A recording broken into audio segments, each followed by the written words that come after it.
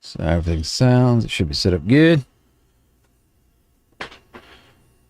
Switch over here, and I'll go ahead and send out the Discord ones. All right. Says we're streaming.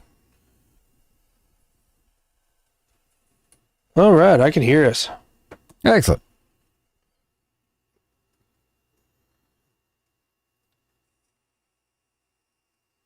There we go. I am a little bit loud, so I'm going to move this back just a little bit, because I know I'm going to get louder as we go. Turn it down if I need to. But I think it was just because I had it so close, and I'm so verbose. That's not the right word, but that's the one I want to use. I bet you do. It's just because I'm a very loud person. Okay. So, I do have a pre-show topic for you. Okay. It is kind of a fun one. The story, I'll keep it short because it's a really long story, but the story is from RPG Horror Stories, of course. All right. DM gets a little upset that his players don't trust his DMPC that he introduces them to after telling them that all the undead in this world listen to one necromancer that is a lich that is raising people. The DMPC is an undead dragonborn. So the party doesn't trust them because the DM told them to their face that all the undead work for this one necromancer. Okay. DM gets a little frustrated that they won't trust this DMPC. It's supposed to be cool undead dragonborn come to help them, you know? We talked about that earlier ourselves. Do I need to make it smaller? It made it hard for me actually trying to look across the whole thing. You guys gonna finish the last two? Yeah, we finished them. I finished them today. Mm-hmm. Finished the last two episodes. Was gonna wait till after Tuesday before starting anything else. Yeah. On that. Should give you some more time to catch up too, Dark. But because the party doesn't trust them, DM decides to railroad them a little bit, starts the next session with them already at the place the DMPC was telling them to go. You know? And then, in an attempt to... Hey, Dark. Hey! Right on. In an attempt to get them to do what they want, what the DM wants them to do, DM decides to have the town guard burst in while they're all at this tavern because the cleric tries to cast a spell, and the DM reveals that magic is illegal in this world, and if you're caught, you'll be executed immediately without any say, without a trial or anything like that. Okay. Players then ask, hey, how did we not know about this? If we live in this world, you know, feels like something should have been told to us. Why would we trust anybody? Right. Long story short, too late. The DMPC winds up being not trusted ever. DM starts picking on the cleric because the cleric's the one that doesn't trust the undead. The cleric winds up getting the necromancer to attack them, the lich, and then winds up running into the guard shack with the necromancer chasing them, casting spells at them. Okay. And when the guards try to attack the cleric says, no, you told us. The guards will attack anybody using magic on site. There is no trial. The necromancer's casting magic. Yeah. So the DM then has to have the guards attack. And at one point it just says, my necromancer is not dying to the guards. The session's over. And so my question to you for our pre-show topic is homebrew rules. You have to be real careful when you introduce them because they're part of the world now. Yeah. What do you think about should people add in homebrew rules or not? Well, yeah, you're just going to have to be consistent with them. Mm-hmm. And if it gets turned on you, it gets turned on you. Yeah, that's just how it is. I feel like this specific DM would have acted this way even if it was, hey, we figured out a way to push your necromancer off a cliff. Yeah. You know? Yeah. I feel like it still would have been that. Yeah. Mm-hmm. Yes. What's that? You can't just go, hey, part of, like, after session 1, hey, just so you know, magic's illegal in this world. It's like, well, we got a lot of casters here that might have chosen to play something else. Yeah. You know? Yeah. Look, if you want that rule, right? Mm-hmm. Well, you're going to have to lay down law, session 0. Yeah. Session 0, and then if nobody wants to play in your campaign, then you need to figure out something else to run. Yeah. One or two people don't want to play in it, then maybe you might okay, well, when we start a new one, we'll let you know. Right. Or something like that. That's that just sound like somebody who want to be cool. Yeah, you need to turn magic into technology for sure. There's some cool ways to run that. Hey, straight up magic is illegal. Yeah. But if you're a wizard, now you cast using like Magitech or something, like this is allowed. Magic ain't real stupid. Yeah. Got my fireball gun. Yeah. No, I think that like one of the rules the DM introduced was really interesting. It was the idea of, hey, Pathfinder uses it, 5e does not, right? The idea of, hey, your gear can take damage. Oh, yeah. And so partway through the campaign, this cleric wound up getting their chest plate caved in, and then they had a reduction to their AC, because, hey, there's a gaping hole in your chest plate, Now, again, the DM was picking on the cleric, so it probably shouldn't have happened in the first place. But it's a cool idea, Yeah. I see where you're coming from, and I don't disagree, because most times it's used in a system that's done poorly. Right. But there's a cool way to use it where the players can use it against their enemies as well. Well, I like, yeah, that's true. But I like, there's adding another level. But like, there's you don't get that in D&D like you said. Right. Yeah, and these little puny monsters called rust monsters are way more powerful. Oh, yeah. Than they should be because of that. So because they're the only ones that get to do it. Yeah, right. They will rush your weapons and stuff. Rush your weapons. I don't know, man. That's kind of I don't know. Have a session 0. Yeah, for sure. That needs to come up at session 0. This is the role we're using, If you want, like, how hardcore do you want to be with your role playing? Do you want, is this group sitting down that's playing want it really hardcore? It's going to take us a week to get over a light injury.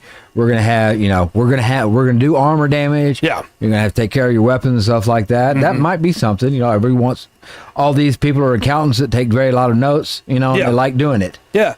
And they want to keep up with that. We want to play West March today. Yeah. that sounds fine, Mm-hmm. but I think a lot of what D&D is now is, telling a tale and having, getting influenced by different things. Yeah. And having, the characters are creating the world just as much as your DM is. That's right. If you're having them involved in that. For what? Everybody's got blurry private parts? I don't understand. I mean, that would make it easier to just move past it RP wise. Yeah. You don't have to describe anything. That's true. Your pixels are there and you're good. Yeah. There you go. Right done. No, I think there are cool ways to do some of what he was trying to do. Like, hey, guards auto crit on 19s because they've been training with these weapons all their lives. Make that work for the players too, not just the enemies. Hey, if it's a weapon they've stuck with for 8 sessions in a row. Yeah. Hey, now they've had other options presented. They're better options, but no, they're sticking with this. They get a better version of that weapon, Yeah. I don't know, man. It's... Well, at this point, Dark can say whatever she wants now because we're definitely demonetized now. I was just trying to think of the different combinations of centaur and goblin. And, I wish you hadn't said that because now I'm thinking about it. Yeah, depending on who's who, what's what, which one's carrying the baby, all that good stuff. Yeah, Are the centaurs in this world like seahorses? Could be. I don't know. Could be. A sea centaur and a goblin. Yeah, could be. I don't know. Something smells fishy. Anyway, hello and welcome to another exciting episode of the Full Spectrum TTRPG podcast. My name is Trey. I am Rungren. We got some stuff to talk about tonight. I don't. Yeah, that's true. So, we should probably cover that first, right? We're not talking Iceland, because Iceland is Norse, like you said Tuesday and yesterday. Yeah. It's pretty much that's the mythology I got. It Nordic mythology. There's a couple of stories that deal with Iceland itself. There's an area called God Falls. Come on, Trey. Go it, Trey. Come on, man. I know. I do believe that like that this was a land of like cave. There's an area of caves and stuff where that's where elves came from, or that's a land, that's a city of the elves or whatever. But it's all still Nordic. Yeah. Do that. And as much as we do want to go back and catch some of the places we've already been again, it has not been that long at all since we did Norse. No. Didn't really feel like we wanted to retread that just yet. Yeah. So instead, we're going to be covering SCPs tonight. Yeah. And giving you a break. Right. Just talk about weird stuff. Yeah. But before we get into that, just real quick, do have a little bit of news. The Magnus Archives Kickstarter has finished up for their TTRPG. It ends tomorrow. Okay. So you still technically have time to get into it. But again, we're not sponsored. I'm not telling you go back it. It's already backed. The game is coming out. Yeah. But you were curious about the system it uses. Yes. It uses Cypher, which is a D20 system. Okay. So it is a standard D20 system. Yeah, we may come back and cycle back whenever Rungra needs a break, right, and do some more SCPs. What's that? Or if I run into another wall, like another wall. But it seems like it's going to be really cool. I'm excited for it. I got to look over the primer. I don't really feel like we necessarily need to just dive deep into the rules tonight. Yeah, but once the system's out, I'd love to do a one-off that's just like, hey, we're talking about the Magnus Archives TTRPG today. That'd be cool. And an FF14 TTRPG was announced. It's using D20 and D6. It's not using any of the others. Okay. So I'm interested in that. I kind of want the dice. One or two he can do, then switch to SCP. That's not a bad idea to give him a break. But fair enough. Not a bad idea at all. The dice are cool. The only thing I don't like, and maybe this is just a me preference, is only the 20 is different. And it's a symbol of Eorzea. Okay. And it's like, well, yeah, but why not just have like all the numbers have a stylized look to them? Make it the Final Fantasy font for the numbers. You know? I know we haven't made it to 20 yet, but you know. Fair enough. Well, we're going to start with like a primer today. Yeah. And we'll jump around, and then if we come back, then we can start covering by series, because there are series of SCPs. Yeah. Which, you know, hey, there's a lot of cool stuff there. I mean, yeah. 69. Yeah. No surprise there. Sounds very dangerous. Also crowded. Yeah. I know some SCPs. Right. Vaguely. Yeah. Right. I never done a deep dive into it. Right. I asked you beforehand. I thought like the back rooms had something to do with it. Yeah. So they're adjacent. I know what they are. Right. Vaguely through that, but yeah, this is all new for me. So it's hard not to pick up a little bit of it on the internet, right? Yeah. Because it is this, in a lot of ways, it is incredibly huge. It is an open source, crowd forced. It started as an SCP, but it became its own. Yeah. It is its own thing today. That's what it was. But it originally was an SCP. Yeah. But it is a. Yes. Yeah, we're gonna get there. Maybe not today. I don't have him in my list, but we're gonna get there. But SCP is a crowdsourced, not crowdfunded. Yeah. That was a big thing a couple years back with who owned the rights to what. And now the internet owns the rights to it collectively, which is a weird, tough thing to manage, but it did work out that way. But it is a series of stories about a universe that is both our universe and not our universe. So it mirrors our universe, and some things reference our universe. Yeah. But it is also its own thing. Yeah, there's a lot of mythology. Just total, not just. Hey, pull from the classics, man. Yeah, I mean, it ties in pretty well to, what we're talking about. Yes, it is the game Control. If you've ever played it, Control is based on the SCP Foundation. Okay. Okay. What is the Foundation? Is probably where to start, right? So, SCPs are individual forms filled out. Secure, control, protect. Okay. Sorry, I could see the question forming. Yeah. Let's start there. Secure, control, protect. Okay. The oldest house is based on the Foundation. Yeah. The SCP Foundation is about finding these strange happenings in the world, these SCPs, or skips, as some of the Mobile Task Force call them. We'll get to what those are. Securing them, and containing them. And by that, protecting everybody. Okay. However, SCPs aren't just one thing, right? Right. There's all kinds of different ones. There's creatures, there's cognitohazards, which are things that infect your brain. There's websites, books, all kinds of stuff. Anything can have anomalous properties. Right. And most things in the SCP universe do have anomalous properties. Okay. We just don't know that they have them yet. So you're supposed to assume that everything probably is anomalous. Okay. You just don't know for sure when it's going to reveal that fact. And so the main purpose of SCP as a thing is to catalog all of these anomalous things once they've been contained. Well, yeah, info hazards as well. I'm going to go down the whole list of the different classifications in a minute. But once they're contained, then they study them. Because they don't just want to hold them, they want to know how they work. Right. And so... We got military applications, Bob. Yeah, absolutely. Right. And how they can use them against other SCPs if they have to, right? So, as a whole, the Foundation is the good guys. Sure. There are some other organizations that aren't quite so noble. Foundation's doing it for Foundation, right? Right. But there are other organizations that are trying to get these SCPs for themselves. Oh, yeah, they're terrible. Yeah. But compared to the others... Yeah. You know, you have like the cool kids that, hey, it's all about rebelling against the system and we're the cool guys and we make SCPs and our SCPs kill a bunch of people, but at least we're cool because we're not into the system, man. And that's just one. Violent hippies. Okay. Yeah, pretty much. Okay. There's the Church of the Machine God. Yeah. Which is all about their machine god, which is an SCP, and trying to bring him about. Right. Kind of like Rocco's Basilisk in a weird way.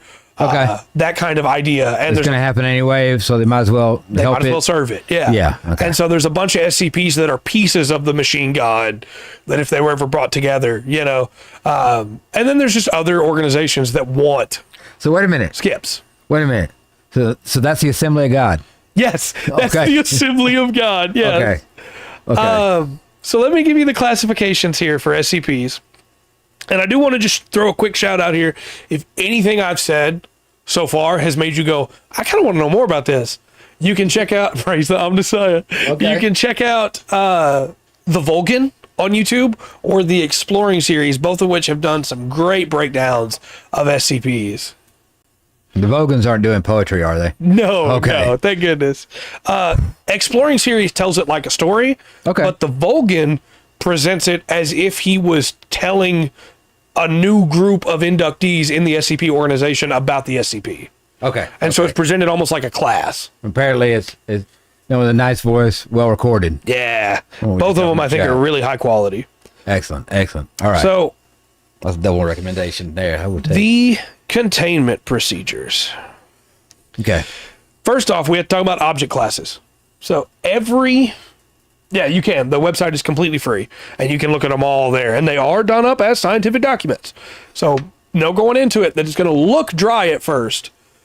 But once you start reading what they're actually saying, it's horrifying in a lot of ways. It's great. And you can make one yourself. That's very true. Thank you, Dark. Every SCP has a different class that's given to it. Because again, we're following the scientific procedure here, right? So let's say this water bottle was an SCP and it could destroy the world. But as long as the cap is on it, it will never destroy the world. Okay. I can lock this water bottle up and it will never try to escape. That's safe. That's a safe SCP. It will never be a problem. Yeah. Because we've contained it. If it ever got out of containment, it could kill everybody. Gotcha. But it's in containment. So it doesn't matter how strong it is. It just matters how well contained it can be. Fair enough.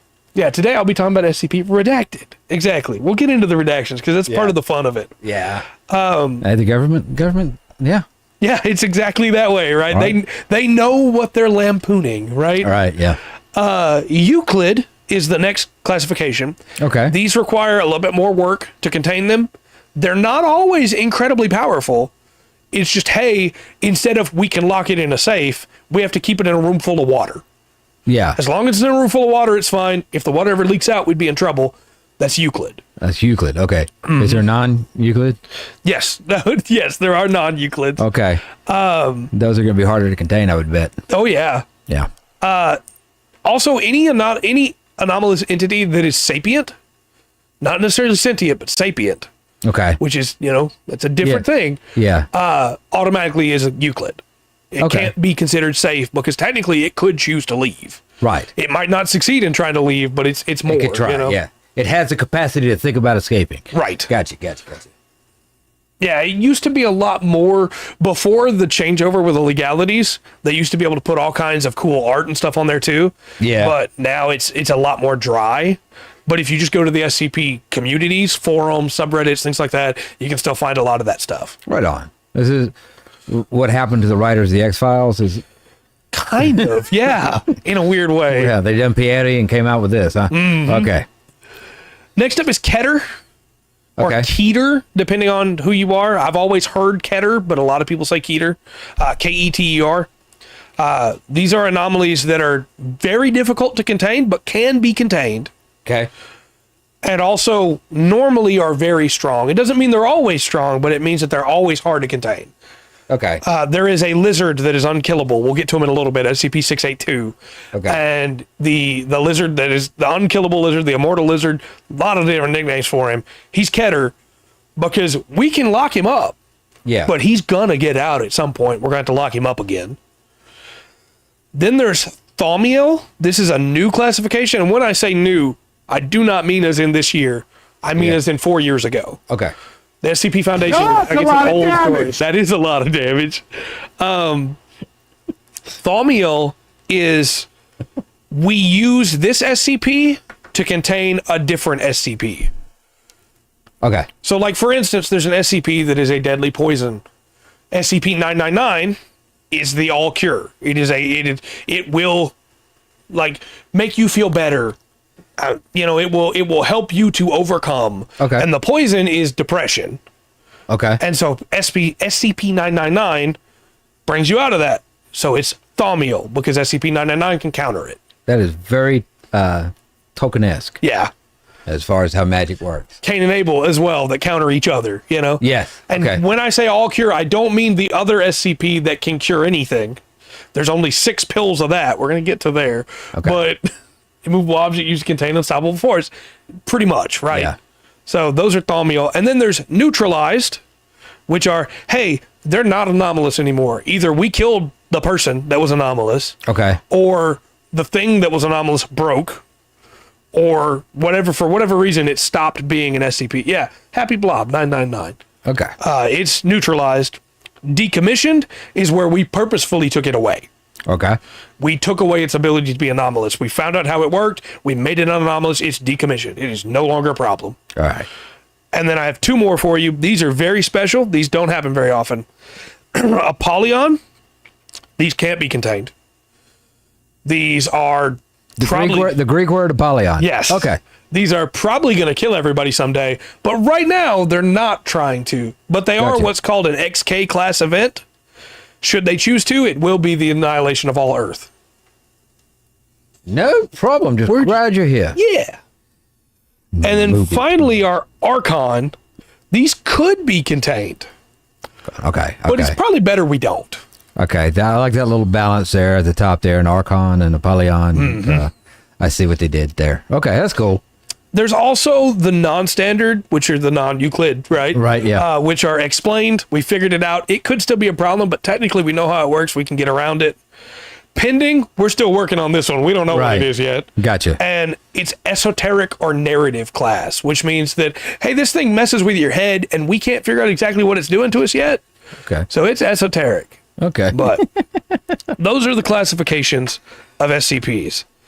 So I want to give a little bit more of a primer on the Foundation itself, and then we'll just start jumping into SCPs. Okay. Info hazards. Yes, sorry, thank you. Cognito hazards and info hazards are SCPs that this is a special classification. Okay. If you learn about them, you cannot ever go back to regular life, or you might just die unless you take amnestics. Amnestics are a special thing that the SCP has made using an SCP to make you forget everything about what you saw. You're not going to remember it later. It's not going to be a memory that's in your core memory and all that. Right. It is gone. Your brain will never fire that way again. Right. Gotcha. It does damage the brain too to do it, right? Right. And so amnestics have different grades for how strong they are. There are some, kind of like the silence, yeah. There are some cognito hazards and info hazards that amnestics can't fix it. They're so strong, amnestics can't stop it. Gotcha. An info hazard, an example of one is, we're going to talk about him a little bit, the Shy Guy. There's an SCP that if you see a picture of him, you're going to die. He's going to find you. He's going to break containment. He's going to find you. He's going to kill you because you looked at the picture of him. That's an info hazard, right? Yeah. Whereas a cognito hazard is Rocco's Basilisk, right? Yeah. It's you hear a phrase and now it's stuck in your mind, and now that you know about it, you can never get rid of it, and it's going to kill you. It's going to tear you apart, you know? Who's tearing me apart? There's a lot of them, so I don't want to just start listing examples for each of them, but that is the base summary of what those two are. Okay. So the Foundation can't just go gather all this stuff, right? They need people to go do it. Okay. Right? Yeah. The SCPs aren't just going to come to them. Right. Some of them do, but most of them won't. So they have what's called Mobile Task Force. Yeah, sometimes people just find words cut into walls. In the SCP universe, Chicago and Detroit both have a wall that if you go down and read what's said on them, you die. An owl creature comes out of nothing and kills you. Yeah. Don't read the wall. Okay. So far, I gave you a description of what this seemed like to me. Like, I can't remember exactly what, organized fan fiction of reality, right? It's gone through that.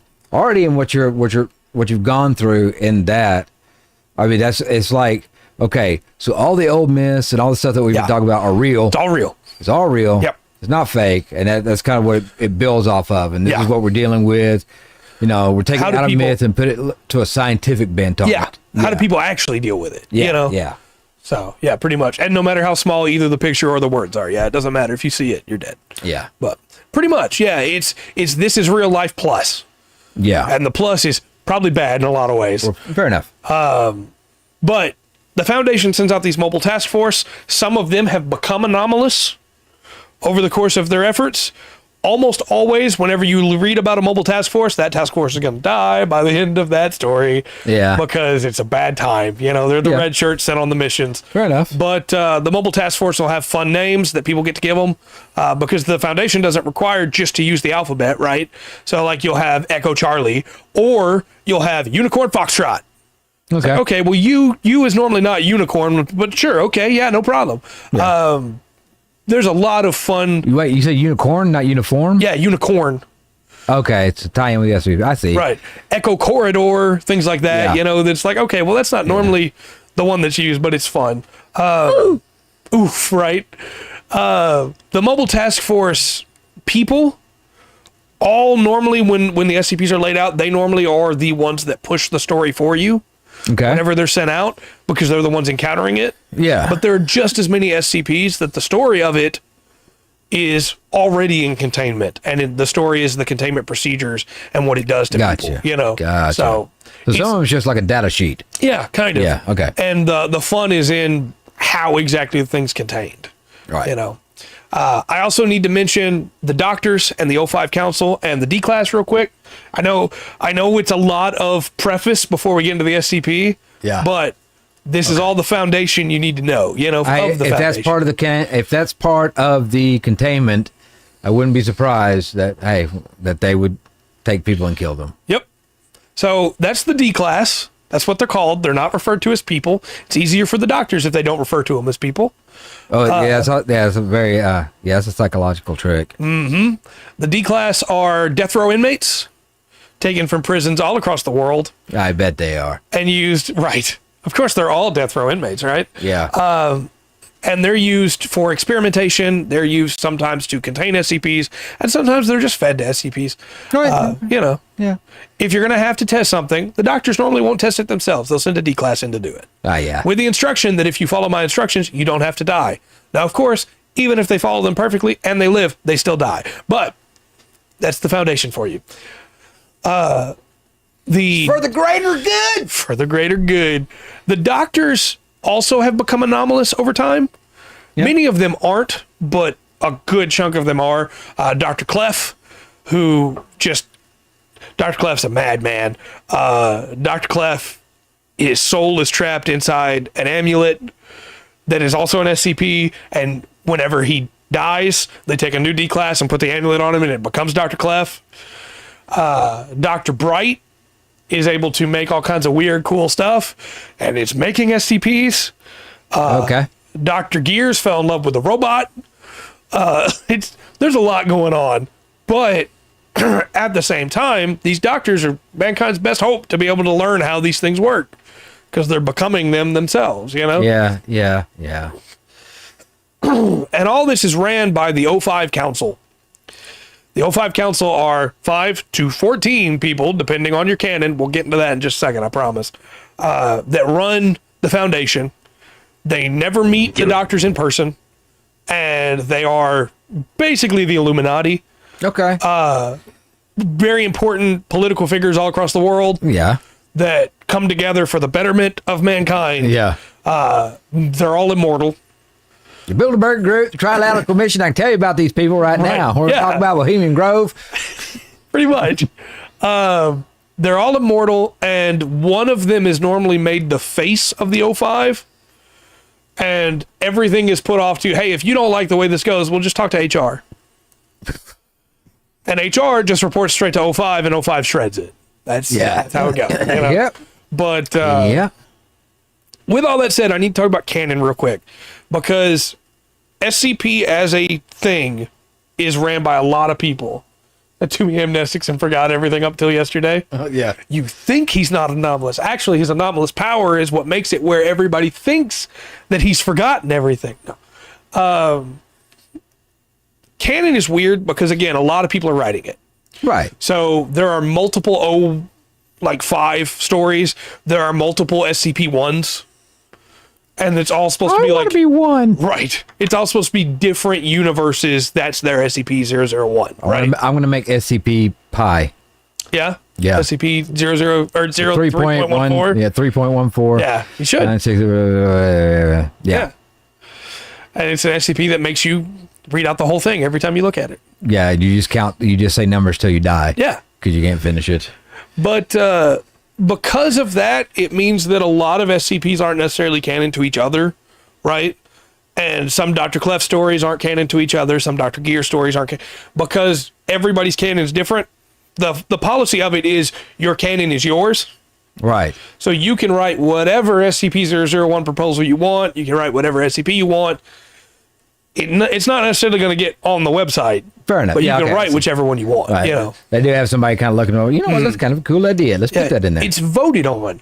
Okay. So you can find highest rated SCPs, and there's one right now that is SCP 0-0-, which is you ate something that made you forget what the number of this SCP was. Okay. And it's like, yeah, that's dumb fun, you know. Yeah. Is it going to get on the site? I don't know. We'll see. Okay. But with all that said, let's get into some SCPs. Okay.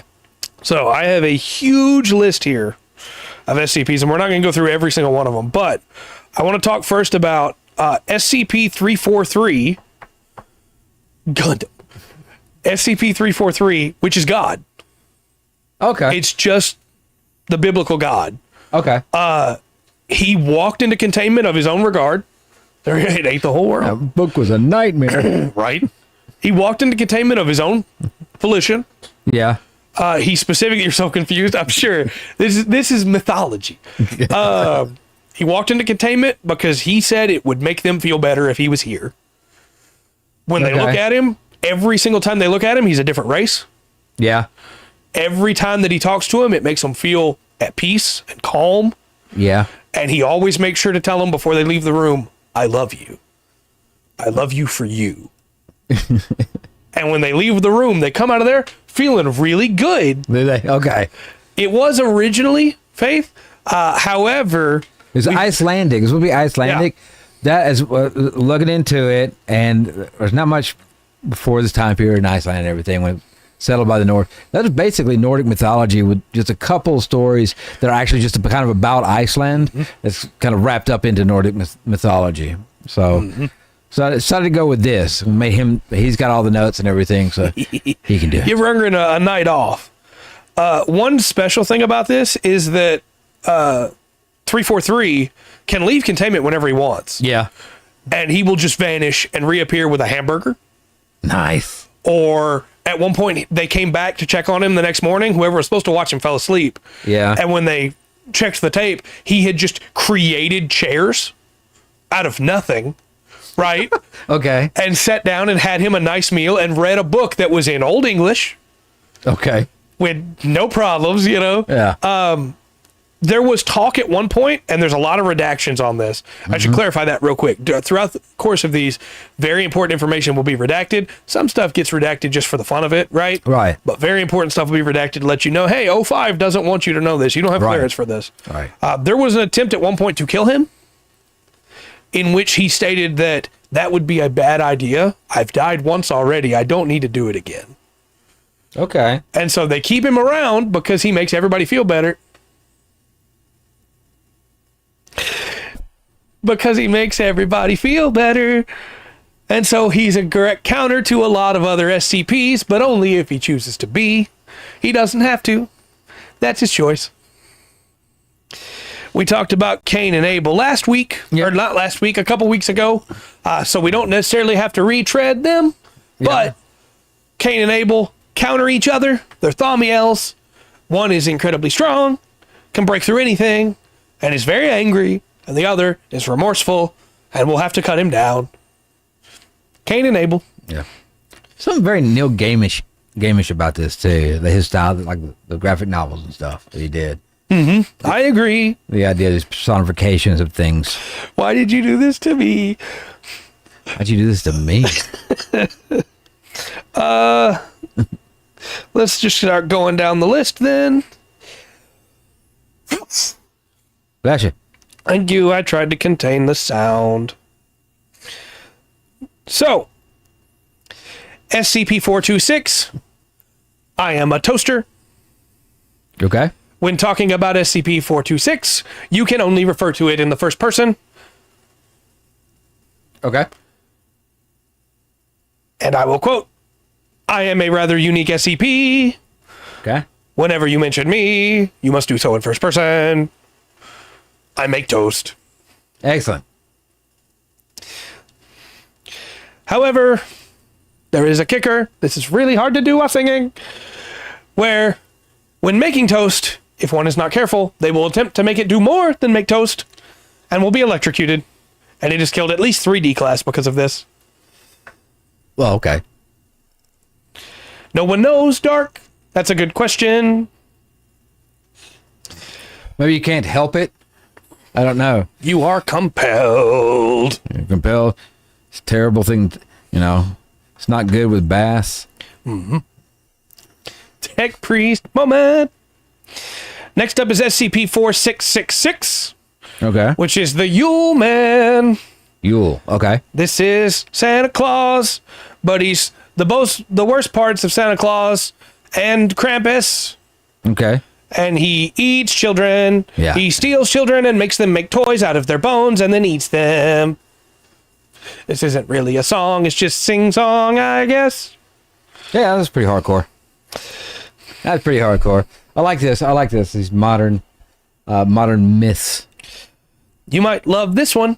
SCP-294, the coffee machine. Oh, yeah. Yeah. If Depends on what it does. you want some coffee, you can push a button and it will make coffee that is the best coffee you've ever had in your life. But if you ask it for too much coffee, it will make coffee out of your blood. It's recycling. It cares for the environment. That's a good. It's obviously a good SCP. Then it does your organs. Every last drop. So, just be careful. Okay. But it's good stuff. We talked about him earlier, SCP-096, the Shy Guy. Yes. Yes. If you see a picture of him for any reason, he will find a way to kill you. This has been used by the Foundation to take out political opponents and people that oppress the Foundation and their efforts. I'm sure. They suddenly get faxed a picture of the Shy Guy. Yeah. And then they die. Yeah. But poor guy just wants to be left alone. He's shy. We talked about him earlier, SCP-682, the hard-to-kill reptile. Yeah.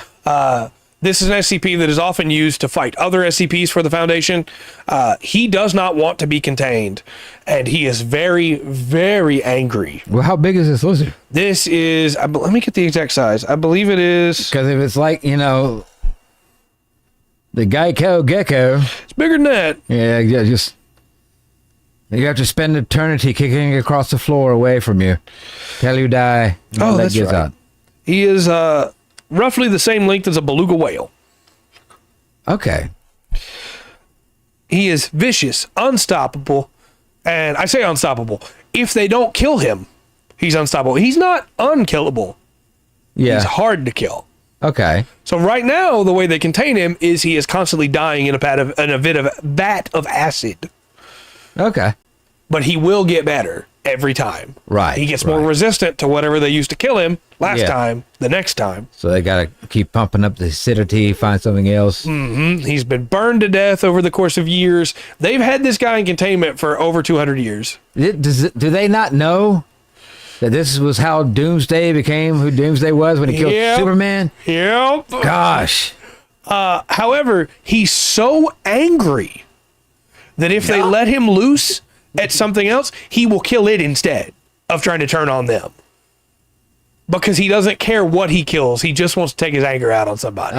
Okay. Once he kills whatever they sick him against, then he will try to kill them.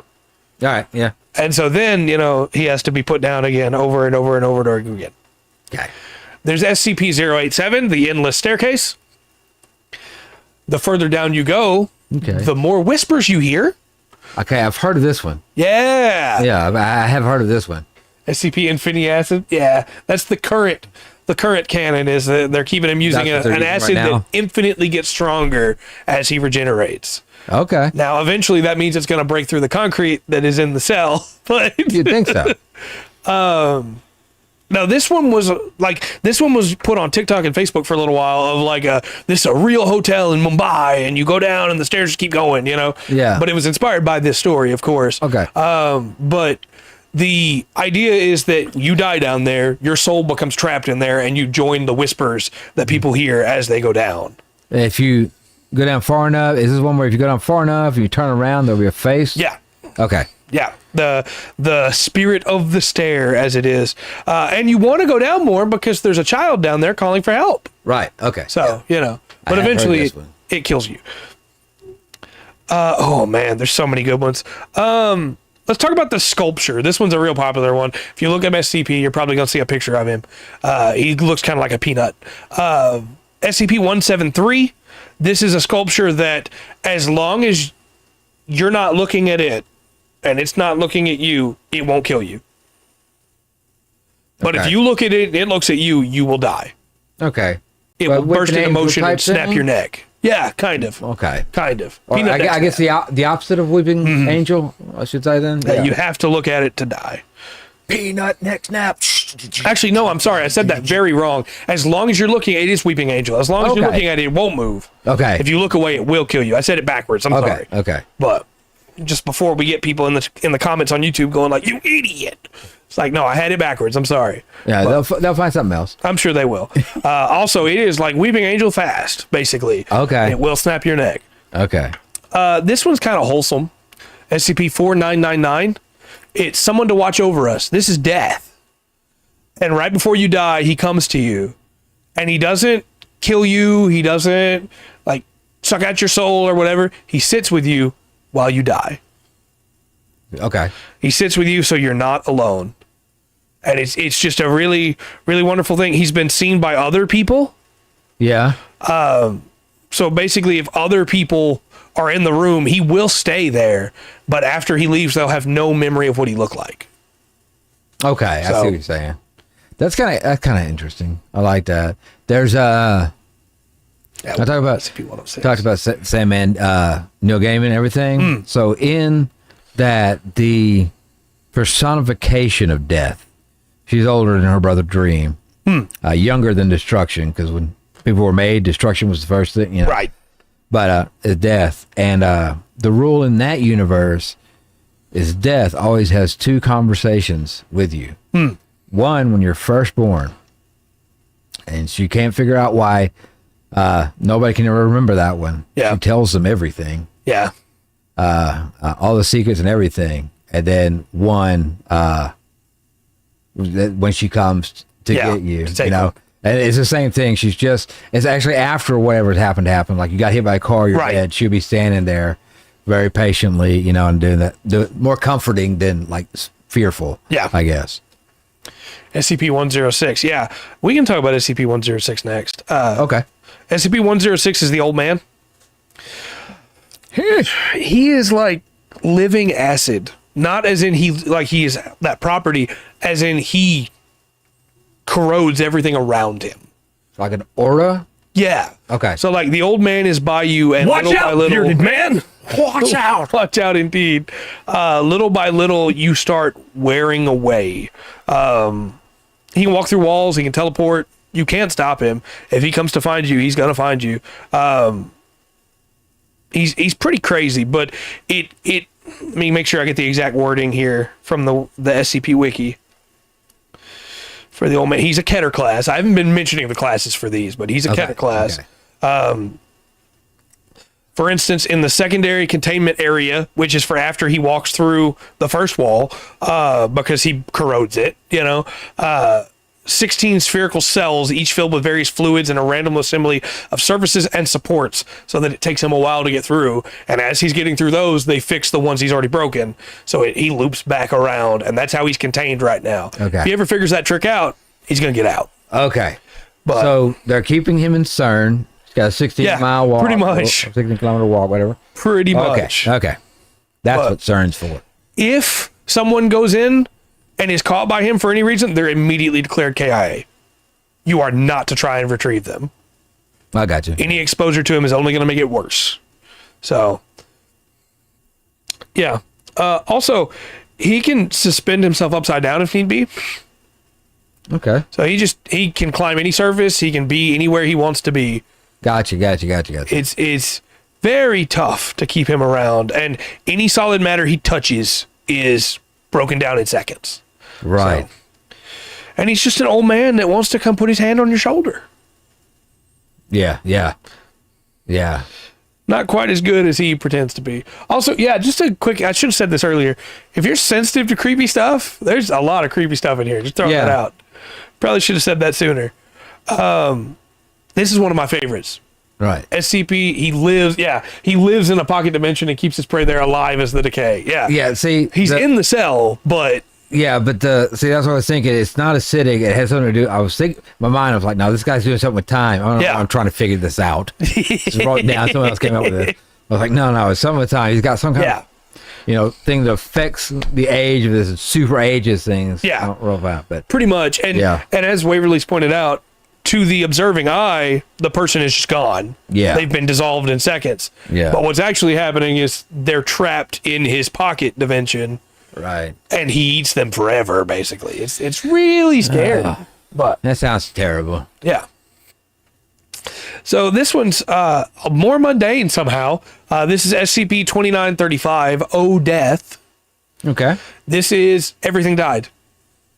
The SCP Foundation sends a mobile task force into a cave that showed up out of nowhere. Yeah. They go into the cave and they find another universe. Okay. And in that universe, everything is dead. Okay. Everything, down to the molecules, the bacteria in the molecules. So nothing is rotting, nothing's decaying, because everything's dead. It's all preserved. Thanks, Jazza. That's fair. Everything's perfectly preserved. And everything died exactly. Let me get the exact day here. I have it. At 3:13 p.m., April 20th, 2016. Everything died. Okay, there's a weak conspiracy theory, a lot of them are, but about no, the world did end in 2012. Right. And then that that's why now we're having like all the simulation talks. That's what's still going on. We were all wiped out in 2012. We just didn't realize it.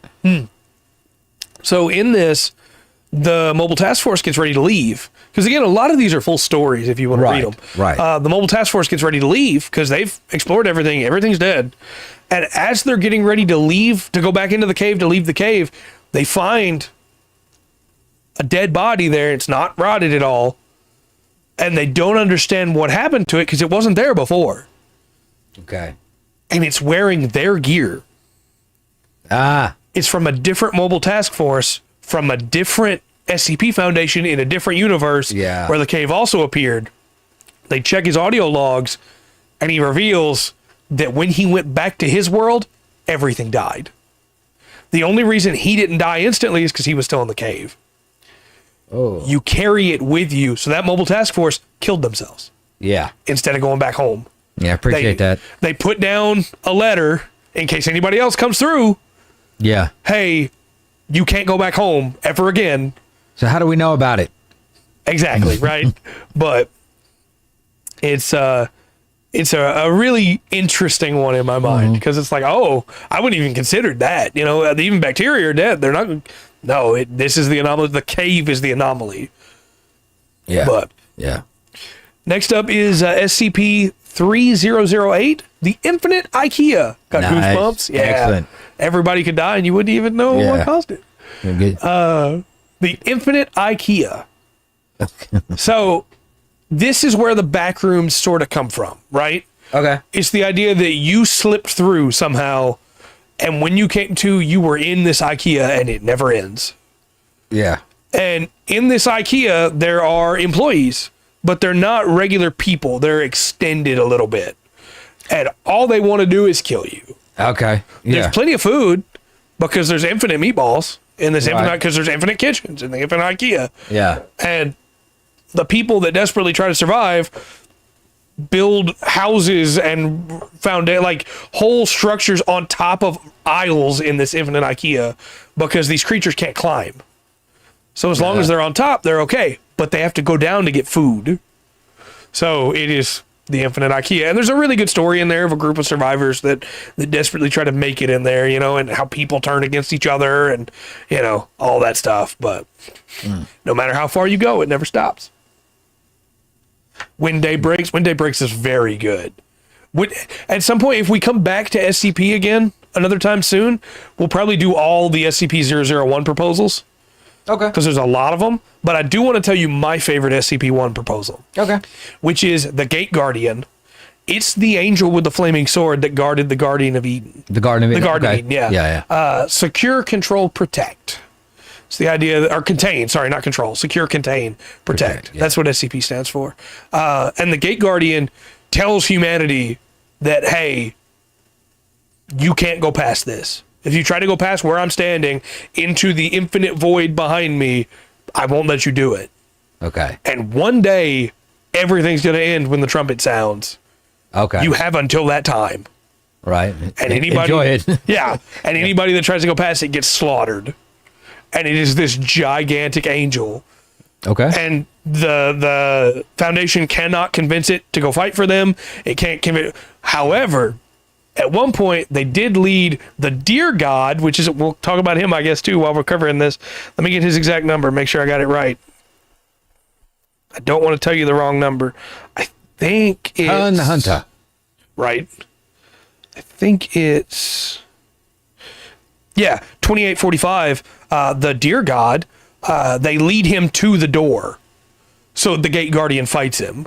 Okay. Because otherwise, you know, he couldn't get through there. So SCP-2845 is a gigantic deer, stag. Yeah. They are different things. I'm sorry. It's a stag that has the entire, like a replica of the entire universe behind its antlers. Okay. And the story of it is that it carries the universe upon its shoulders. And the fact that it's in the universe walking around is a problem. Yeah. It doesn't care what it kills in the path. It will slaughter its way through everything. The United States of America threw 7 nukes at it in the process of trying to stop it as it walked across Iran and was unable to stop it. So the Foundation was finally able to contain it right where it was through a series of 6 circuitous ceremonies. Yeah. That as long as they do those ceremonies exactly and end on the 7th as it comes back around the loop, okay, the Deer God will stop where he is and he won't kill anybody. Okay. He's not contained. Yeah. Because he can leave whenever, But as long as they're doing those ceremonies, he's happy. And those ceremonies are all based off ancient, like, Hermeticism rituals and rites. So, for instance, one of them is Epimetheus, which is gifts are exchanged among containment specialists. Content of gifts is irrelevant to the procedure, but each gift must not exceed 4.28 USD in worth. Each gift is accompanied by recitation of ceremonial Epimetheus A in its entirety and the scattering of grain around the containment chamber, which Hermeticists would scatter grain after they gave a gift. Yeah. Hey, you know, this is the earth giving its gift. We give you a gift. We give the earth a gift. Okay. But just as an example, and there's a whole bunch of those. Again, if you're curious, the Vulcan or the Exploring series does a great breakdown of the entire process. Okay. But hopefully this is interesting to y'all. It's super interesting to me. I'm digging it. Go. So we'll go ahead and talk about when day breaks because Remus brought it up earlier, and it's next in my list that I have here. All right. I still prefer the Gate Guardian, right? But Okay. every 001 proposal is good that I've read. I haven't read a single bad 001 proposal. I'm sure and they're out there. they're all proposals because the right phrasing is important to the SCP Foundation, right? Yeah. None of them are SCP-001. They're all just proposals for what could be 001. Okay. Right? So I got you. yeah, how about 2,000 more this time? That would make it happy. So when day breaks is basically the idea. It is an Apollyon class, right? Okay. This one is a problem, and it is the idea that it's the sun, right? Okay. You feed life to the sun. You try and do everything you can, but at some point the sun will decide to burn everyone, and it won't let you die. Oh, that's unfortunate. So, you know, you can't hide in the dark because the sun will find you. Right. It will come down and find you and burn everything in its path. So everything becomes a desert, and the last holdouts in the story, there's a really good story about it. The last holdouts in the story live inside this underground city, and the sun comes to the front of their cave and smiles, and that's how the story ends. Because it's like, yeah, no, the sun's going to find them. Right. So that's when day breaks, you know. Okay. But like I said, there's a lot of really good SCP-001s. Let me go down another. I have a couple different sets of lists here. And again, if you're going, that's not the way I remember this story. Remember, there's multiple canons too, so there's multiple versions of some of the stories. If you have a different version of it, please go ahead and mention it in the comments or in the chat, because I love talking about this stuff. Right. But we talked about that one. Talked about that one. So all the names that I've been dropping in this mythology series, those are all SCPs. Pretty much, yeah. Yeah. Pretty much. I think there's like one or two that I can think of that I don't know, but it could just be I don't know. Right. I should should have prefaced this way earlier. There are over 6,000 SCP entries that are canon. Multiple places for I agree. Oh, multiple. Okay. Different SCPs, yeah. There's because what they do, I didn't get into how they classify creatures that are part of an SCP. Mm-hmm. This is deep stuff, right? Yeah. It would be SCP. What is the Infinite IKEA again? That's number. No, it's 3008. It's very smart. I think so. Just collecting stories and organizing it. And like you said, there's a lot involved into it. So you kind of get ground rules for anything you want to add to it. If you want it to be, want it to be accepted. You got a format to do it. And yeah, there's a. Have a good one, Dark. Right on. Have a good one. The like layers of it to start with. So it's well done. It is, I think. Like you have the basic. You could have like a bestiary, right, of just the monsters, and then have questions about, going to the next layer. No, it's very well done. So what Dark means there with multiple SCPs involved with it, 3008 is the Infinite IKEA. The creatures inside are classified SCPs 3008-1. Okay. And if there's a different variant, that's -2. And those are technically different SCPs, but they only exist because of the other 3008. Okay, so, yeah. It's all tied in together. Field Trip is a really horrifying one. What was that? It's Field Trip. It's SCP Field Trip. Okay. 2316. This is a cognito hazard. And so if you are going around where it's contained, because it's a specific place. It's a lake. Yeah. You go around where it's contained. The SCP urges you to remember you do not recognize the bodies in the water. Because when you go to the lake, you're going to see it full of bodies. Okay. And all of them are going to look like people you knew from your childhood. Not people that are close to you, not people that you know super well, Right. people that you just vaguely remember from your childhood. Yeah. And it is a really interesting story because it's not trying to eat you, right? Okay. But if you get overcome with it and realize that, hey, I do recognize those, you're going to go try and help them, and you're going to become another body in the water. Right.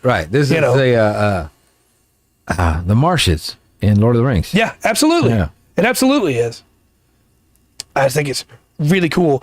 There's some really fun ones. The power of it, at least. Yeah, pretty much, right? It's trying to do. There's some really dumb fun ones, like SCP 1981. This ought to be great. It is Ronald Reagan's speech cut up, where it talks about the evil empire speech, right? Okay, yeah. That's all cut up so that it turns into kind of a word salad and then becomes a prediction of the future, and the future is very dark and terrible, you know? Okay, yeah.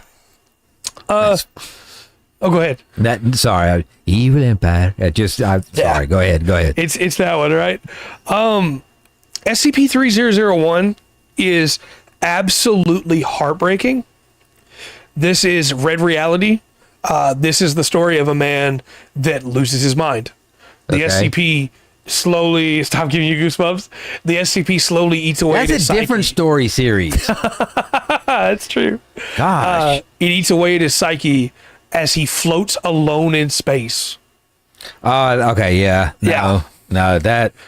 Yeah. That. Yeah. Look, I've thought about it. I'm opening my helmet. Yep. Well, Don't wait. Yeah. There's going to be a point. It's like nobody's coming. So it's really Emotional emotional damage indeed. It's really sad. Dr. Scranton, basically the way that it worked is Dr. Scranton created a device called a Scranton anchor that allows you to anchor reality, right? And the plan was to take it up to the moon, which is also an SCP. Of course it is. Right. To be able to put, of course, right. To be able to put a Scranton anchor on the moon to be able to keep its reality warping powers in control. In the process of going there, Dr. Scranton realized that he himself has become anomalous with SCP, I forgot the number, SCP-3001, and that it's making him lose his handle on reality. Yeah. And in the process of making the reality anchors, he has robbed himself of reality.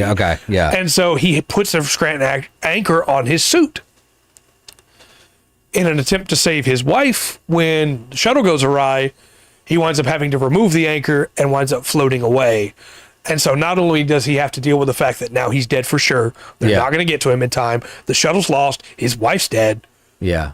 He can't, he's lost reality as well. Right. And it's really, really sad. But perfect tragedy if you're somebody who loves reading fictional tragedy. I like hearing bad things happening to other people. What are you talking about, Rick? Yeah. You're a horrible person. Just fictional people, though.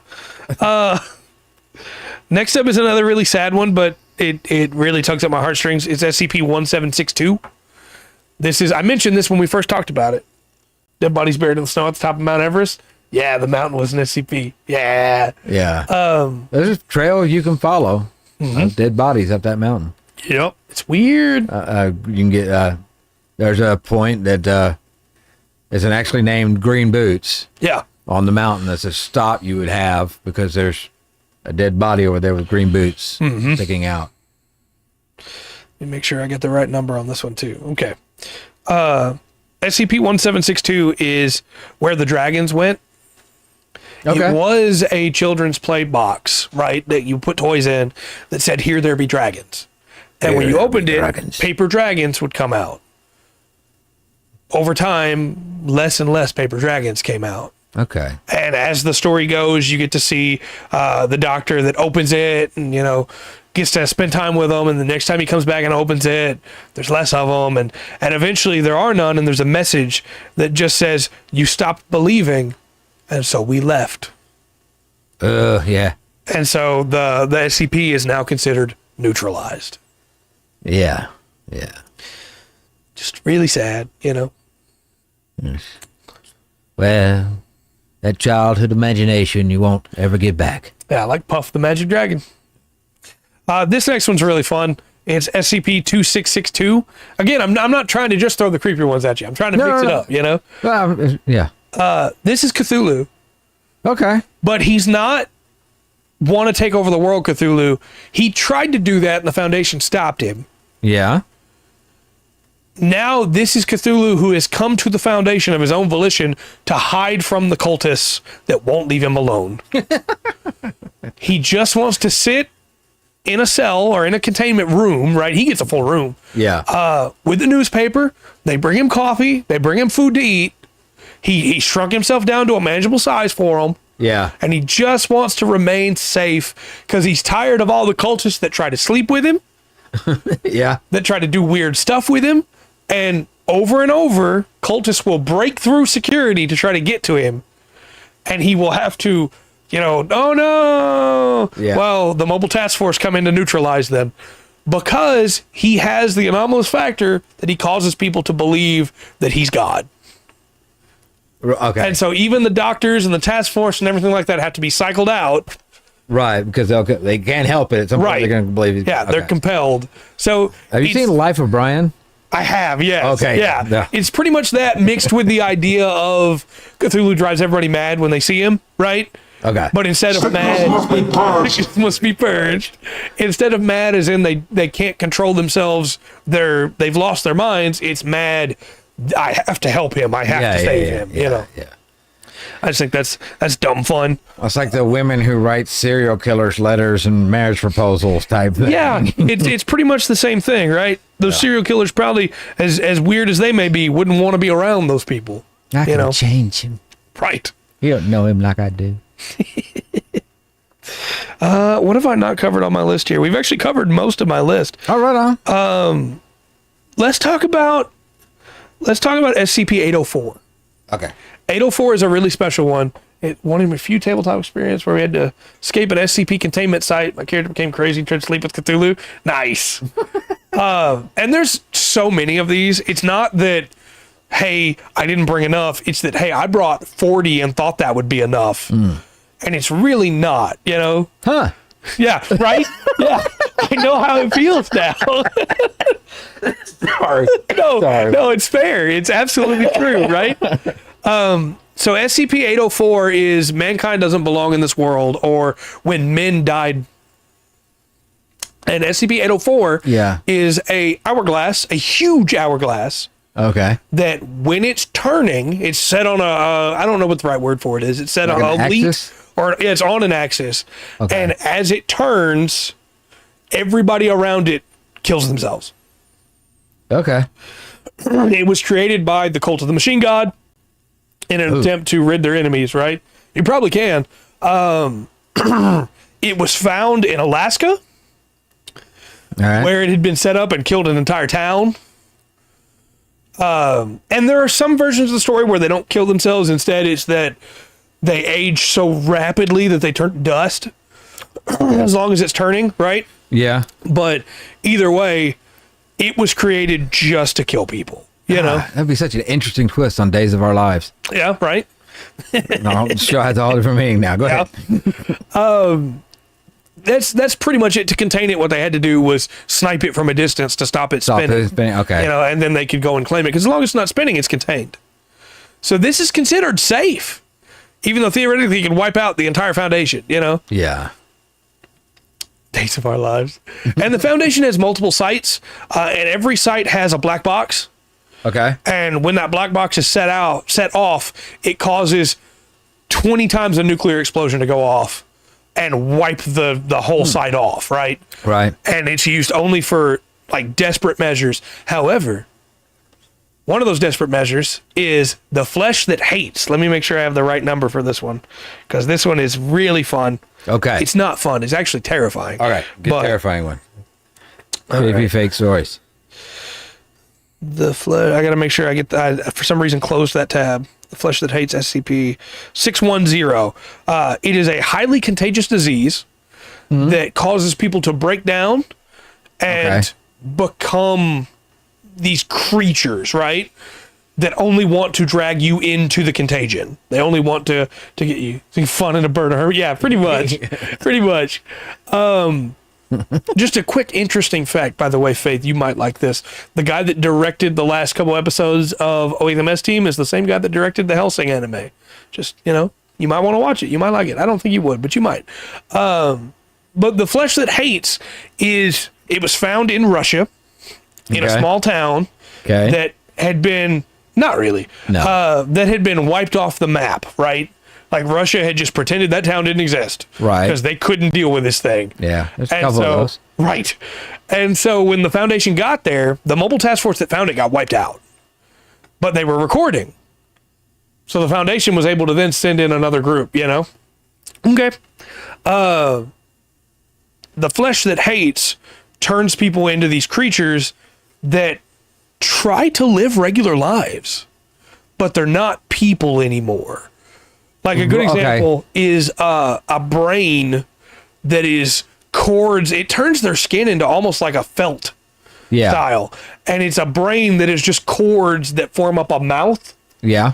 And it's trying to speak, but the words it's speaking are complete nonsense. 179. Let me make sure which. It's a lot of numbers. Yeah, some of them I know. 6,000. Some of them I know by heart. Some of them I don't. I can't imagine you know all of them. No. There are a bunch I haven't read. Like I said, I haven't read anything from 6,000 plus. Right. And there's a bunch of those. That's series 6. I didn't explain series earlier. I'm sorry. No. Series are the idea of, hey, every so many years, these are locked in. Right? Yeah. These are never going to change. But new ones are written, and we got to be able to say, hey, maybe this one doesn't jive with the others, Yeah. So they were to introduce series over the course of time. And right now we're on series 6. Okay. So I haven't read anything from series 6. But anyway, the flesh that hates is contained right where it's at, because every time they burn it back, because that was the only way to kill it, every time they burn it back, it comes back again. And some was taken to a Foundation, a class change. I'm sure it did. A bunch of them wind up with class changes for classifications. When it was taken back to a Foundation site to study, Site 19, I believe it was, it spread and took over Site 19, and they set off the black box, and Site 19 is no more.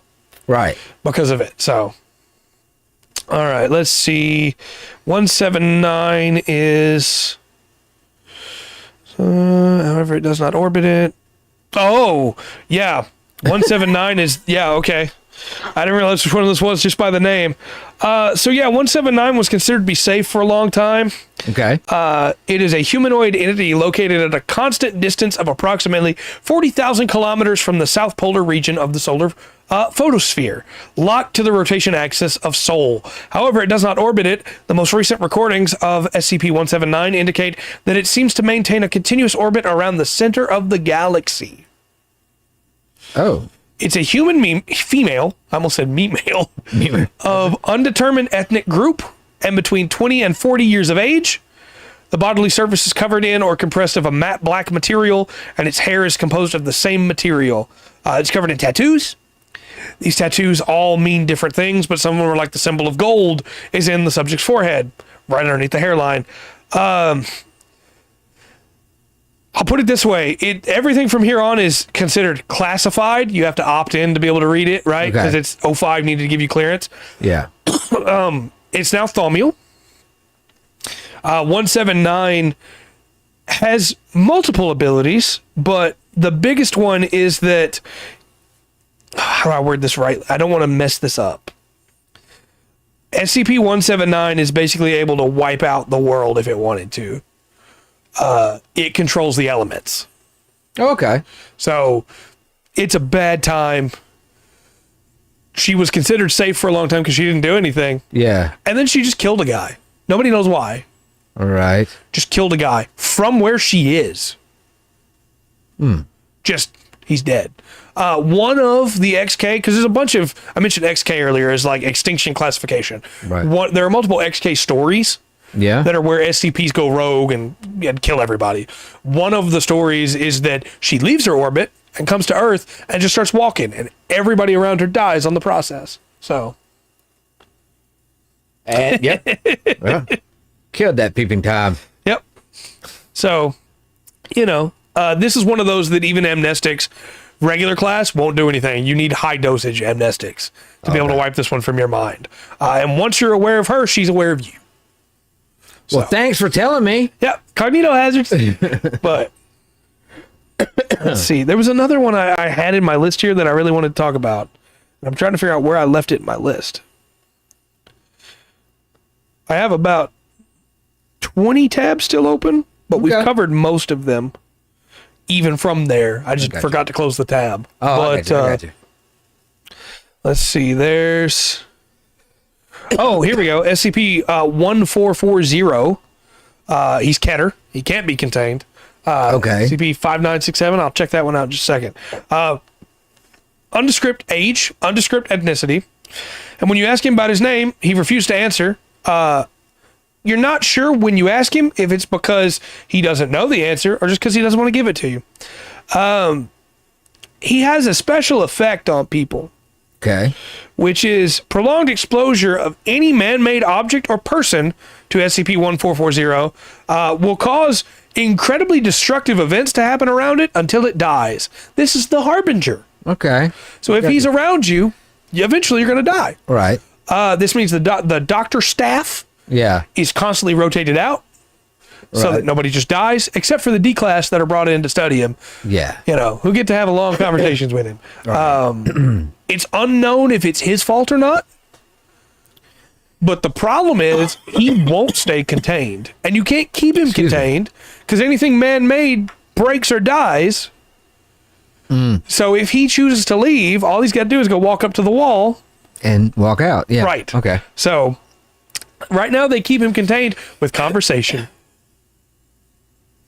They give him TV to watch, which eventually breaks. They give him conversation and D-class that will stay and let him talk about whatever he wants to talk about until they die. Okay. And then they send in the next one. So let me search on here and see 5967. All right. Which is that one. These are cool. Yeah, I love SCP. It's so fun. All right, SCP-5967. Cryogenic storage. Oh, the pillars. Yeah. So these are 5-meter tall pillars. Okay. That are comprised of currently unidentified musculature and eyeball-like organs that are in Lyndhurst, New Jersey. There's 7 of them right now. Yeah, for the last guy. just right here. Yeah, just hold on just a second. These things they're weird because they can talk. They don't have any mouths, but they can talk, right? Okay. And they call themselves the Commune. Now, there's a group known as the Commune, which is separate from these pillars. Right. That they are one of the many groups that try to use SCPs to take over the world, right? Or to raise their own station. However, it's theorized that these pillars might actually be members of the Commune that have been somehow transformed. Oh, okay. And in some versions of the story, this is what the Deer God does to you. He turns you into these. Oh, okay. So, you know, how exactly they got turned into it depends on which version you have. There's 4 different version notes in here for footnotes, but I will mention that the Commune operates out of a place called Elks Lodge. So, you know, that's not an accident. No. But No. I like SCP a lot. I haven't mentioned some of the most famous ones, like 049 is one a lot of people like. That's the Plague Doctor. He's a doctor who honestly believes that he's helping people by killing them because he's trying to cure them of their greatest disease, which is death. Yeah. And in his experimentation, he's been able to extend people's lives, but they're not really people, you know, when he's done with them. Yeah. So he was found. That line where he can leave them. They still count as people, but yeah. Okay. Ew. And he was found as Jack the Ripper. That's what people were calling him in London, because at that time he was experimenting on women because he believed since they could give birth, maybe they were the ones that held the secret to beat death. Turns out it's jellyfish. Right, yeah. But he's existed since the Black Plague. It's believed that he became anomalous during the Black Plague. Oh, okay. And that he's been operating all that time. They keep him contained by constantly giving him more D-class to work on. with the hope that, one day he might be able to actually figure it out. So if he does, then we'll have a new SCP, an Immortal D class. Yeah. That is a problem, I'm sure. Yeah. But speaking of death and immortality, let me talk to you about my favorite version of the O5 Council story. Because there's also proposals for the O5 Council, right? Okay. How are they immortal? Well, in the O5 Council, this version of the story, in this proposal for who they are, one member of the O5 Council is eliminated from reality. It overcomes his immortality. He's killed by an SCP, right? Okay. A lot of people say it's probably the Scarlet King. That's the next one we'll talk about. I'm going down now the list of my last big ones, right? Okay. So that we can start wrapping up. We're not quite at time yet, but by the time we get through all these, probably be getting close. Huh? But a lot of people believe it was the Scarlet King that wiped him out. Some people think it was the Machine God. There's a lot of different reality warpers. So, somehow he got wiped out. And a new member is raised to the O5 Council.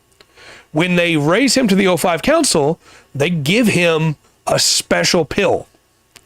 And they tell him not to ask any questions after he takes it. He takes the pill and he dies. He's in a dark place and he asks questions. The reality is that every O5 Council member is on a constant run from death. Right? And while he's there, he finds out that death for the O5 members is the worst possible thing they could imagine. It is their greatest fears made real. It is a perpetual crushing weight upon them as they cry out in agony. It is the void, and they are stuck within it. Other versions of the story have it instead where this new O5 member gets curious about death, and nobody will tell him, so he goes and asks O5 or O49 about it, or in other versions he uses the power of the young succubus girl who can alter reality to be able to see what's beyond the veil, right? In whatever version of the story you have, he realizes what death entails. Okay. And he tells all the other ones, and then they all take the highest grade amnestics they can. Forget this. But they wear off. Oh, no. So remember earlier I mentioned amnestics don't wear off. Yeah. But the knowledge of death is so great that sneaks through. It sneaks through. Okay. Because it's not tied to their memory, it's tied to existence, right? Right. And so they keep having to take it to be able to continue being O5 members. Okay. And that also leads to the one who got wiped out. What's he dealing with right now? And the idea of maybe he got to skip it because he got erased from existence. And so it leads to this like cliffhanger of, are the O5 members eventually just going to do the same thing and leave the Foundation without leadership? Okay. So I think that one's really cool and weird, Yeah. I mentioned the teenage succubus, poor girl. It is a girl that went to a church camp, and she was, I believe it was Episcopalian in the story. I could look it up. I'll look up what SCP number she is at least.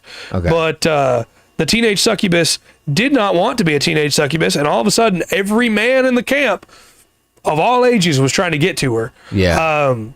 No, she was Catholic because the nuns protected her. Okay. The nuns were able to get her away, and in the process, the Foundation found out about it because the Foundation is always like browsing all forms of media, right? Trying to find more. SCP-166. They lock her away, and they have to keep rotating staff because any of the doctors, the workers, any of that D class that's men will try to. Yeah, Yeah. And so they keep having to rotate the staff, but she is used as a deterrent against Cthulhu. And so they're put at opposite ends of the same hallway. A bunch of empty-headed people. Yeah. Right. Yeah, right. They're put at opposite ends of the same hallway so that people run back and forth and can get stopped, Yeah. But it only works if they're men. The female cultists get to go straight through, Okay, yeah. Or I guess if you like guys, then you get to go straight through as well because you're not going to be bothered by her. I don't know. But they don't get into that for probably good reason. Yeah. But, there's poor girl. Yeah. She has to constantly stay locked up because if she ever leaves. Yeah. That's a weird one. I don't think there parallels that power in a couple of It's like Greek tales or something like that.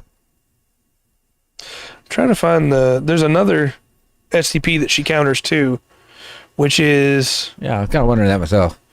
there's a reality warper guy. I'm trying to remember his name. He's basically like his powers are not his own. SCP-5256, sorry.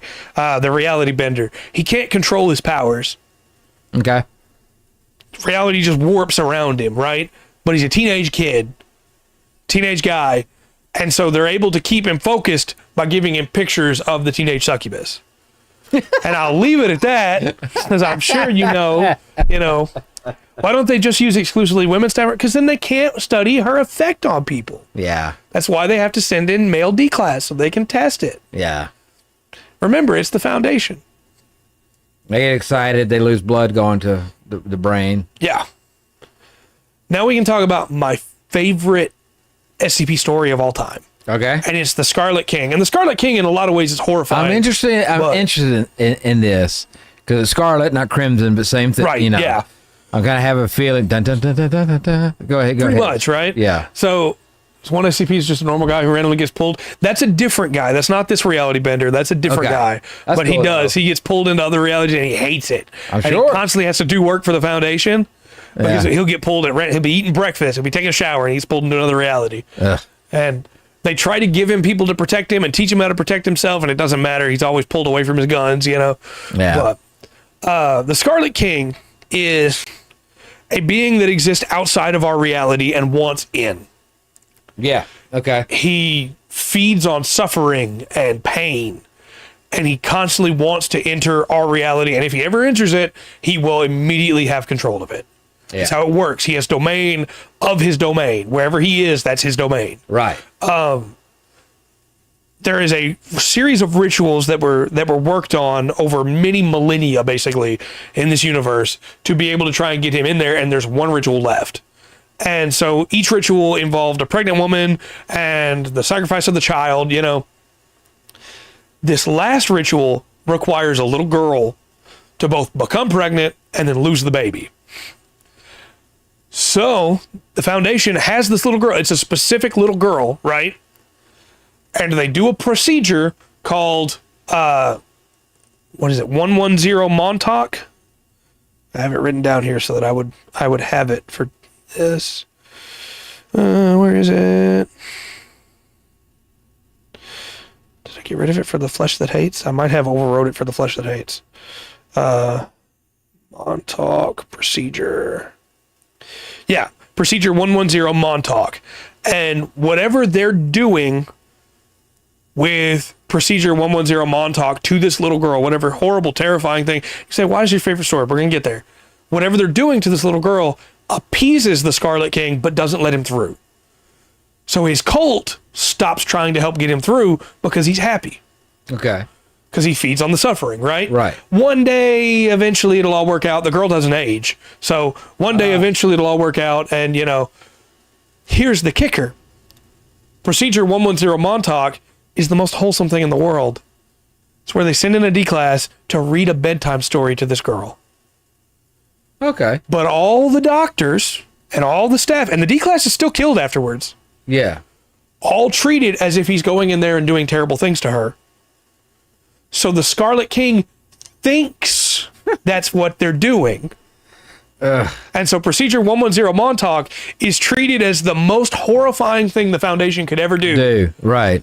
And have tricked the Scarlet King Keep this little girl safe. to keep this little girl safe. Nice. And I really love that, Yeah. Because it very easily could have just gone into no, this is a terrible thing they're doing. And Yeah. it works, but it's terrible, Yeah. And it's like, it's just read a bedtime story to this little girl. Yeah. And no, she doesn't get to see anybody other than the person who comes to read the bedtime story. They don't test her because it's too dangerous. If the Scarlet King ever found out what they were doing. Yeah. And so Montauk as a procedure, Dr. Montauk was killed by firing squad because they had to make it clear to the rest of the Foundation that his idea was so bad they couldn't let him come up with any more. So to keep this little girl safe, the staff is routinely executed. Ugh.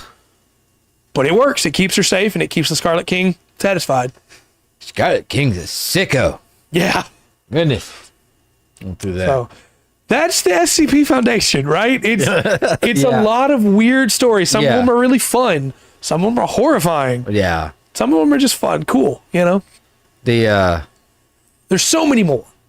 it's kind of in a weird way that because I've seen it before, and obviously it can only be done with the internet being open source, with Right. collaboration across Across continents, probably Yeah. going through that. But seeing with Neil Gaiman Sandman and Stephen King, the Gunslinger series, where technically every one of his stories fit into the Gunslinger series and the Search for the Tower, Yeah. but I don't think he intended for them to do, and he wrote some of them, but technically they do. Going through. No, I like the whole, because you can get off in weird things and anything can happen. Yeah. Right? You never know what you're going to hear from this. Yeah. Going through that. And it is. That's modern day mythology. It is, yeah. And I think you could absolutely still run a TTRPG in this world, right? Oh, yeah. Your team or a mobile task force or a team of doctors, or maybe somebody is a doctor. Other Yeah. people are members of the mobile task force, Yeah. Yeah, 999 and 682 are siblings. Yeah. Okay. Yeah, which is weird because one's a little blob and one's a monster lizard, but they are. I mentioned it earlier. There's the pill that when consumed, it completely heals you of whatever you have. Yeah. SCP-099, I think it is. Yeah. Completely heals you, but there's only 6 of them in existence and they don't know how to make more. They consumed 2 trying to make more. They consumed 1 to save an O5 member. Yeah. There's 3 left. Ooh. And like again, there are lists upon lists upon lists of these things, and they're Yeah, all super yeah. interesting. There's a pumpkin patch that if children go into it, the pumpkins eat them. Yeah. There's a school that is full of ghosts. There's a tree that will always grow higher and higher, but then at the end of the day will burn down, Sorry, yeah, I had a stomachache, had to take it. Yeah. There is a music box or a record player, sorry, that a gramophone. Sorry, that's the Okay. word I'm looking for. Wow. Okay. So the other side. Yeah. Gotcha. When it plays, plants grow around it. It's the song of life. Nice. However, if you let it play for too long, plants grow inside of you. Yeah. And so, you got to get to it and shut it off. But they use it to grow fields, Right. Like it's such a deep lore, right? Right. That I really think it's worth checking out, even if you're just remotely interested in it. And most of the time, you can see from the tags of the story whether or not it's going to be a scary one or a fun one or a serious one. Right. There's just so much in there. The stories are so good. The individual characters that pop up over and over again. Dr. Bright is a fan favorite. Dr. Clef that just pops up all over the place. He's a fan favorite. I didn't even mention Dr. Wondertainment that left the Foundation to go make SCPs, and he runs a circus that is full of SCPs Cool. that eat people, Yeah. Like so much good stuff in that universe. Yeah. So definitely recommend checking it out. I didn't mention Unlondon, which is an exact replica of the city of London from 1864 underneath the mountains in Tibet. That's interesting. Compare the damage. Yeah, right. The nukes they throw around. Yeah. Ugh. And I really think if you're going to look into some of the XK scenarios because they're really cool. There's some that are like time travel based. There's some that are Lovecraft-ish, and some of the SCPs are just a story. There's one of a lake of blood that they find that when they go down into the lake, they find a whole nother world under there and the problems they run into there. There's one of a guy that goes into another reality through a cave because it's always caves, and there are these gigantic creatures that that look human but have no features and drag themselves across the ground, and if they get to you, they wipe you from existence. So, interesting stuff there. Yeah, right. There's some really cool stuff in this universe, but there's a lot of it. Yeah. So, check it at your own pace. I fell down the rabbit hole many years ago and read article upon article upon article upon article. Yeah. And almost burned out pretty hard then.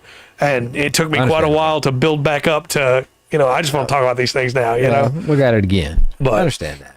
There's cool stuff. There's a duke of like medieval times almost that is an ogre that called himself a duke because he killed a duke way back when, and he still expects you to treat him like a duke today, and if you don't show him the right table manners, he eats you.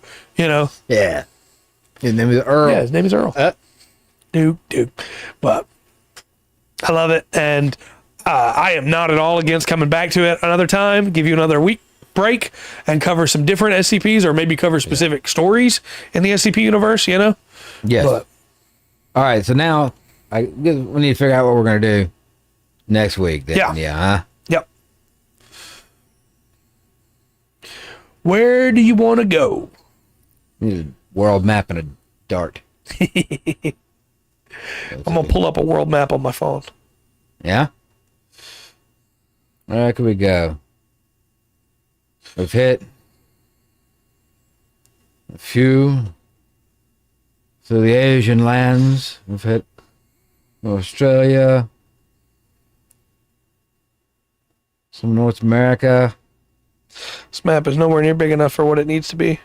Arizona, we've hit over there. South America. I'm trying to figure out what would have some new stuff. I know we haven't covered India yet. Okay. There could be some interesting stuff there. Yeah. I could do that. We didn't cover Mexico yet, but Mexico will probably have a lot of Aztec and Incan. Does Arizona have its own mythology? Don't remember where we've been to where we... No, the Hopi, New Mexico. Right. And look, the... Afghanistan, I think it's going to kind of fall into some Persian stuff. Might put some prizes there. Yeah, we haven't covered Persia yet, so... We did the Kikuyu Wasn't it? people. We did Kenya, but it was the Kikuyu, people. Right. And, they even there, we've got the Maasai, starts with a B. Sorry, my brain's blank right now, but there's about 8 to 10 others that we could do just from Kenya. I did just throw a lot of numbers at you, That's true. But that was, that was on the eastern side. Yeah, we haven't covered anything on the western side yet. Because we covered Madagascar too. But 999? SCP-999, yeah, that's the one that can bring your mood back up and make you happy. Right. It's a little slime. I mentioned him earlier. Right on. So, look, Africa's huge. Absolutely huge. So there's still plenty to pick from there. And that's kind of the, world over. We've done, some stuff overlaps of what we would get, like Slavic kind of covers a big area and different things like that. To me, the big ones we haven't covered yet are, I know we still have stuff in Africa. Yeah. We still have India. We still have Greek. We covered Roman, right? Oh, that's right. We didn't cover Greek yet. Okay. So there's definitely still some stuff there. Okay. And what we covered in Persia was Turkey, which is, that's very different from the rest of Persian mythology. Yeah. It's special in its own way. Yeah. We haven't yet covered New Guinea, but I don't know if New Guinea and the Philippines are going to be like Australian or Polynesian, which we have covered both of. Yeah. Will says Greek. It might be, Greek might be good just because that's kind of it. People are very familiar with that one. Mm-hmm. And we have kind of like a jumping off of that. Well, in Rome, we focused on the gods, but Rome doesn't have a lot of their own monsters, whereas Greek has a lot of them. Yeah. So we might do into that. On that, then Talk after about that, the Minotaur. Right. We've got but really, there's just. You think the SCP has a lot of stuff. Just wait till you find out about humanity. Right. Yeah. All the different cultures and peoples throughout the world. Absolutely. I know that it may feel smaller because we didn't cover Iceland because it wound up just being Norse.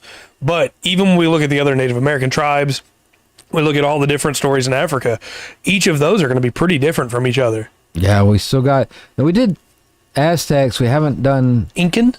We do Maya. We didn't do Mayan yet either. Mayan. So we have both of those as well. Yeah, we did do. We did do. I think we did look at a little bit of that in Brazil. I have to double check my notes. Yeah, we might have looked a little bit of that in Brazil. Yeah. Okay, through that. But I'm fine with Greek. I think that'll be fun. Okay, I did. Yeah, okay. We can talk about what's her name. I'll look up her name before next week. The demigod that's got the twin blades for hands. Yeah. Doesn't have hands. Smite, is that her name? Is her name actually Smite? I don't. And that's the thing that she does is smite people. She comes down from Mount Olympus and just. I'm sure. I don't know. I don't know. I have to. I only know about her because of Aladdin, the television series. Not Aladdin, I'm sorry. That would be weird that she'd be there. Hercules, the television series. Oh, okay. I don't know. Okay, look at that because there's, and kind of reset too because we did look at Roman, right? Mm-hmm. Went through there, which is, Greek 2.0. Yeah. And we'll dig into that. So this will be the older version of the myths. Yeah. Sumerian. Okay. Let's do Greece. All right. I'll dig into that one. Well, again, I want to specify if you enjoyed any of the SCPs we talked about, you can look up their stories for yourself and get a more full experience, or you could also look up the Volgan, Volgna, or Gan, sorry.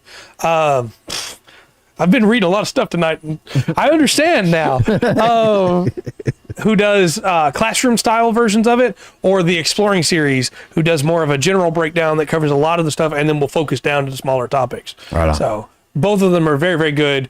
There's a ton of great SCPs, and if you're watching this on YouTube or Twitch later and you want to comment or whisper or whatever SCPs you really liked, then next time we need a break, if we decide to cover SCPs, I'll add them to the list.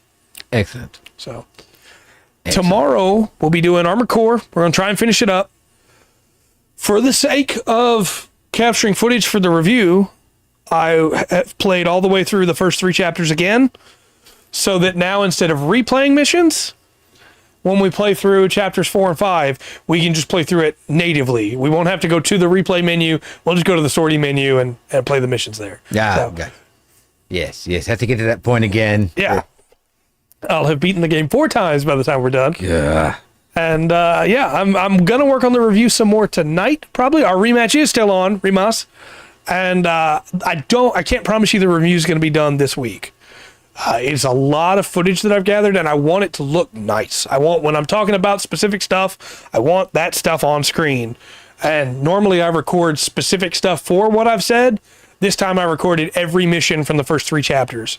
So I have all that stuff, I just gotta find it. So all right, fair enough. But I know there's some cool stuff on there. So I'm excited for it. I think the first half of the review, where I just talk about the technical stuff and don't talk about the story, that's the best breakdown of technical stuff I've ever done on this channel. Like that is, I don't know how I managed that one shot in one take. I will never be able to do it again. But it is. At that moment, you were in the zone, man. I was breaking down parts. I was breaking down the way chests work, combat logs. And oh my gosh. then the story section is incredibly rambly, like it always is. So, but. But then we'll be back Monday with MO Mondays. We'll be checking out some more stuff there. We're probably going to have to try and do some more side questing a little bit. Try and get some more levels. Yeah. But I think it'll work out. Plus, we get cool stories on the way. It's a win-win. Yeah. And then Tuesday's podcast is already shaping up to be a really interesting one. We got some more stuff from Unity and some more weird announcements. So, we'll get into those. And then next Wednesday, you'll play something. Yeah, I'll figure that out Tuesday. And next Thursday, we'll talk Greek mythology. Yeah. So if you want to go rewatch Hercules for the whichever Hercules. No, the Legendary Journeys. Good job. Right. Good job. Jazza has 2 SCP videos where he tries to draw them from description. Hey, that could be cool. If you want to look at what some of them might look like, there you go. That might be, that would be cool. That would be cool. He's rather talented. And I know we didn't add the numbers of each SCP I was talking about to the chat so that you could easily find them again, but it's because I was using my phone. So, sorry about that. But hopefully you can just go back to when we first started talking about the thing and get the number. Yeah. I say it like 5 or 6 times during each one, I think. So, yeah. But until next time, then, I've been Trey. I've been Rungren. And this has been the Full Spectrum TTRPG podcast. Remember to always enjoy the full spectrum, the TTRPGs, and the SCP Foundation.